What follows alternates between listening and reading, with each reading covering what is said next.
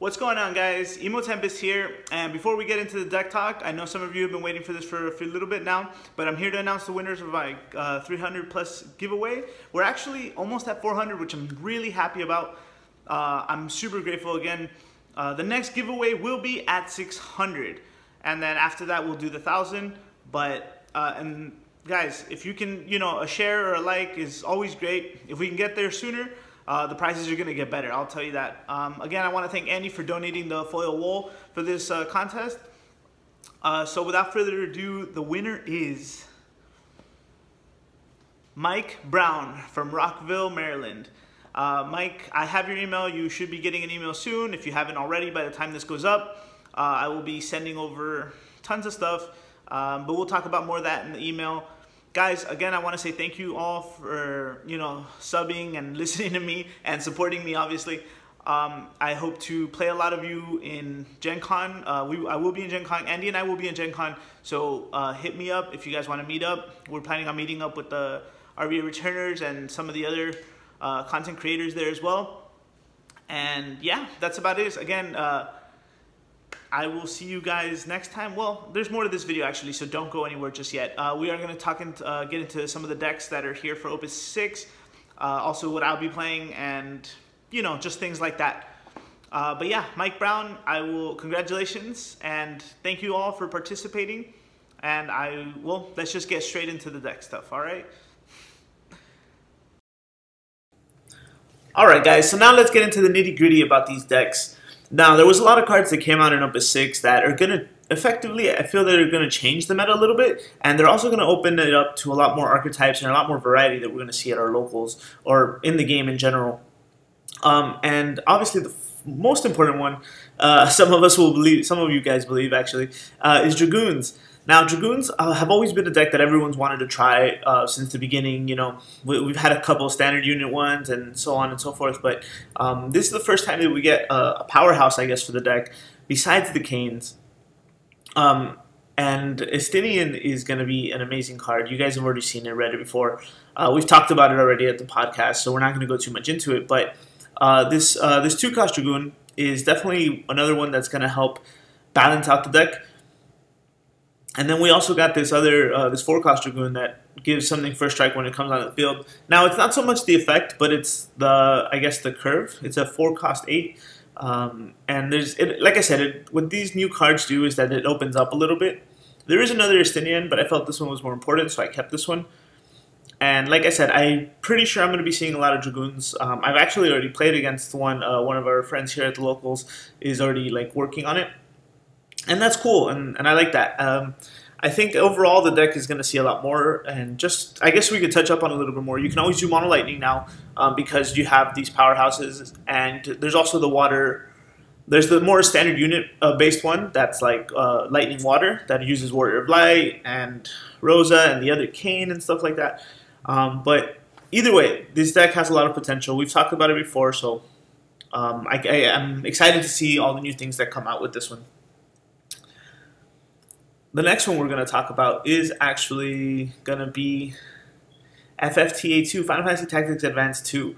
Now, what I liked about this deck, okay, before I go into that, we got a couple of cards in the last set about, we have Luso, we have Lua, and we have a Searcher, and, Luso's the one that reveals 5 to pick one. There's a lot of cards there's a lot of effects that this category has already, and I feel like the new ones that, these new cards that I'm showing here, like Formelda, Mont Blanc, and Lesaford, all give it different edges, like little abilities here, things to kind of tip the game in their favor.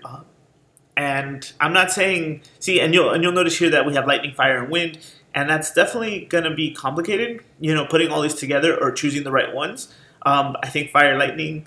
So my problem right now is that Fire, Lightning is lacking forwards other than Formelda and Ilua. But it does have the Searcher, and Fire, just Fire in general, like the Tactics Advance 2, don't have other support, much other, better cards to go with it other than this Mont Blanc.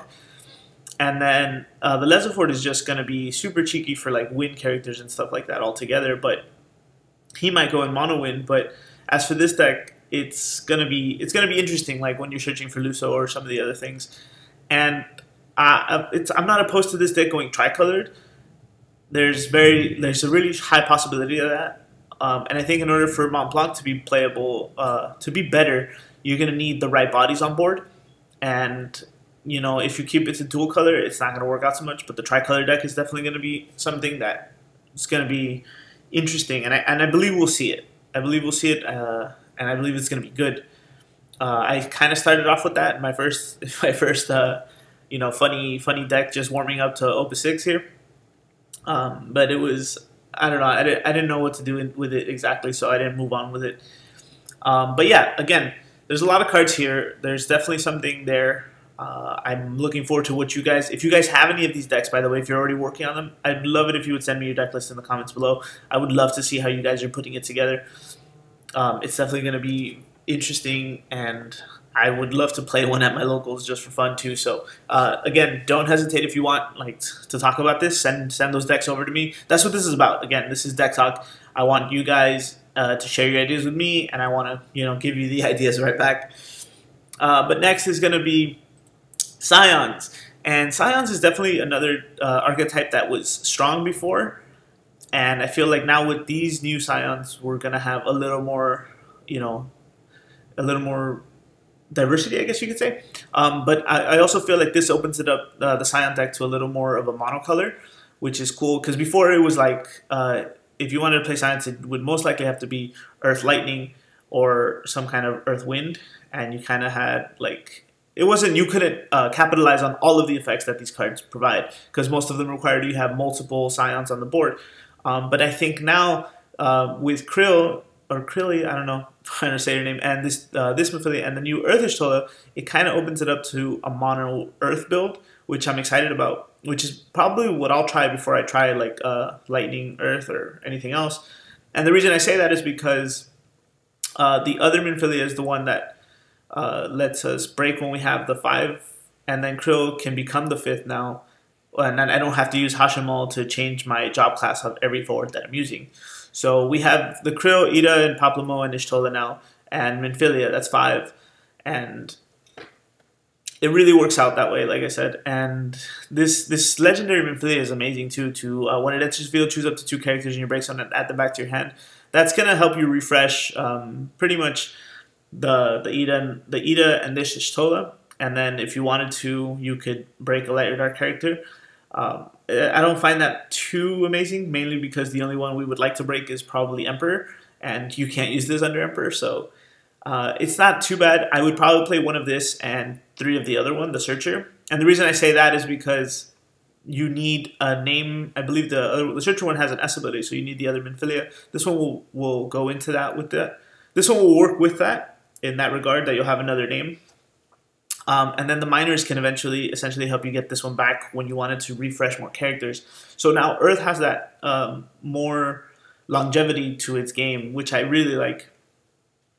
And yeah, so again, there's Lightning Earth, there's Mono Earth now, I think, in the Science job, and then there's the Wind. There's only the one Wind Y'shtola, but you could effectively do, tricolored as well too. But yeah, this deck already has a lot of strong cards, a lot of great effects, so expect them to be either splashed in or prioritized in a deck, in a competitive deck. Another one that I expect to be super competitive is these Gold Wings, the YRP thing. Now, I guess the way I was thinking about it, so when I played the pre-release events, I talked about, or at least I kind of felt that in a pre-release scenario, the Yuna into the Pain was more important, but I think based on the matchups, doing the Yuna into the Riku is more important. And I just say that when, like, for example, if you're playing Water, I would go Yuna Pain for the summons, and if you were playing something like Ice that had more like freeze and targeting effects, I would go for Yuna into the Riku. Obviously, you'd play all 3 in the long run, and you just become, untargetable. All your forwards become untargetable, but they're all fairly expensive, and I like, there's some ideas floating around on how to play this, but I feel like it's more value when you summon the Yuna and play the Pain, because you're getting like a 6 for a 4 cost. I mean 6 for a 10 cost, essentially. Like, you're getting 10 CP out of that 6 that you're paying, which is great. instead of like searching another card and kind of reducing it. But anyway, being able to not target them with abilities and summons is going to be very complicated, and it's just, I don't know. I think it's going to be really good. It'll be, so if we're also looking at, what else would go with this deck, you would have like the new summons, like the new Diablos and the regular good old Leviathan and stuff like that. So this deck, the colors that it plays with is probably what makes it the scariest, actually, because we've seen water and wind play been competitive for such a long time that just adding these into that won't be a problem. But we can move on. Like I said, those are the 4 main decks that I think, like we said, Dragoons, FFTA2, Scions, and now the Gull Wings is, I guess, what we're going to call it. And then I guess the other things I want to talk about is just some honorable mentions or cards that might change the meta, but not necessarily have their own deck type yet, or like their own deck based around it. And that is definitely going to be these here. So we have Paul, Garland, and Leo. Now, like I said, I mentioned that you guys have probably already seen all these, set reviews, and I didn't want to do that for you, so I'm kind of breaking it down for you here. And I feel like Paul is definitely going to give everybody all those players that were asking for like mill decks. I've been working on mill decks since like set 2, since Sid Highwind came out, and since the Riku came out. Like mill decks have always been a thing. Like everyone wants to do it. Similar to Dragoons, that's been like something that everyone wants. That I feel that everyone's wanted to play. And Paul is going to be the card that breaks that deck. And there's going to be other ways to utilize him. And it's just going to be mad annoying if you don't have anything to deal with like these 2 costs. So he's 2 costs and he's 4K. So for me, when you play him turn 1, your opponent is going to have to immediately like deal with him. It's the same concept that when I played Mog 6 in my water decks.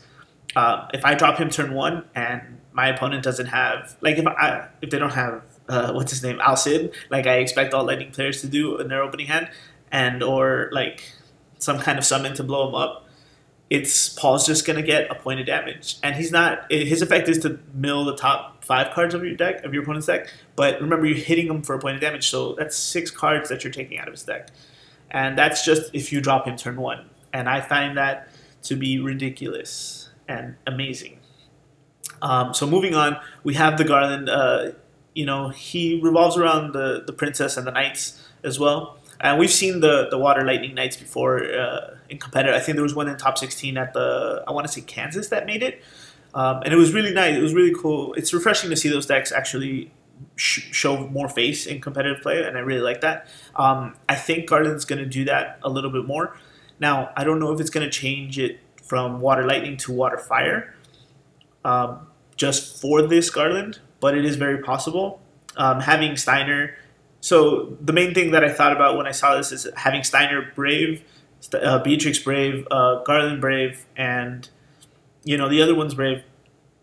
And then so Steiner will always effectively be able to attack and then tap everyone else will be able to attack, and then when Steiner has it, he can dull them if they needed to be dulled to pump himself up. So he can be very very strong.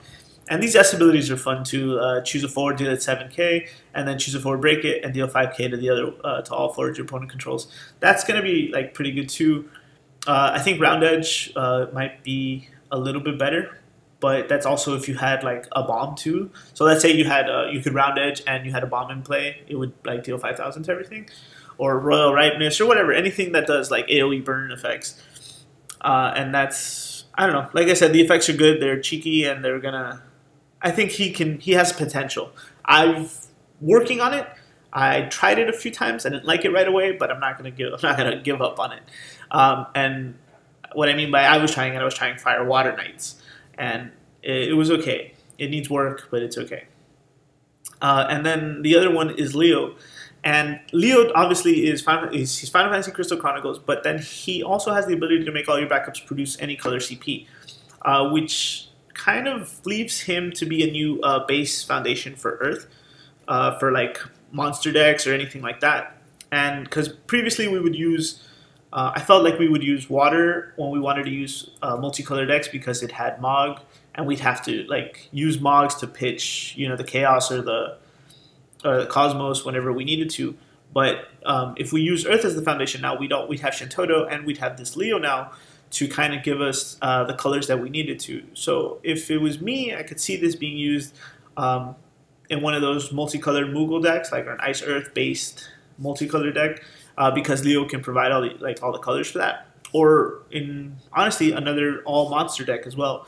So let's say you generate 2 Earth backups, you can generate the Kimari backup, which will help you also get your colors you need. And Shantoto and now Leo, if you didn't get to the Leo but you had the the Kimari, and you don't want to play Shantoto turn 1, so you can't do that. But you don't have to play the Cosmos or Chaos engine so much either. And I think what Leo's going to do is he might take away from that. And I don't know. I think he's going to be very useful. I think he's going to add a lot of variety to multicolor decks. Maybe even, what are they called? I can't remember them. Kagnazo and Archfiends. There it is. To the Archfiends deck, and it's gonna be fun, man. I really like all these decks. Which you'll see me from the things we talked about, by the way, guys. The things you'll see me post. I will definitely be posting a Scion deck soon. Definitely a YRP soon. If you really want the Dragoons, we'll get into that. And same thing for the Tactics 2 Advanced. We could go into that, but I would love to see your ideas for any of these decks, any of the things we talked about. Thank you all for sticking around. Later this week, I will have my water deck. I've been testing my mono water deck.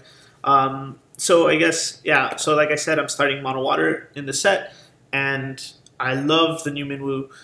He's amazing, and it's testing really well. I'm taking it to locals, and then I will talk to you guys about it, give you a little more feedback on how it played, like in a real environment, other than just play testing here with friends and stuff like that, or the team. But yeah, thanks guys for listening. I will catch you next time. Don't forget to like the video, please. I'd always appreciate that. And if you don't have the notifications turned on, just give it a click. That way you know when I do post. I think right now, because we have a lot of stuff going on, I'll be posting Mondays for sure, and then maybe a couple more throughout the week, because there's definitely a lot of things I want to talk about, and a lot of decks I want to show you. And then hopefully this weekend I can record some duels with all this new stuff, or games, whatever you guys want to call them. But anyway, I will catch you guys next time.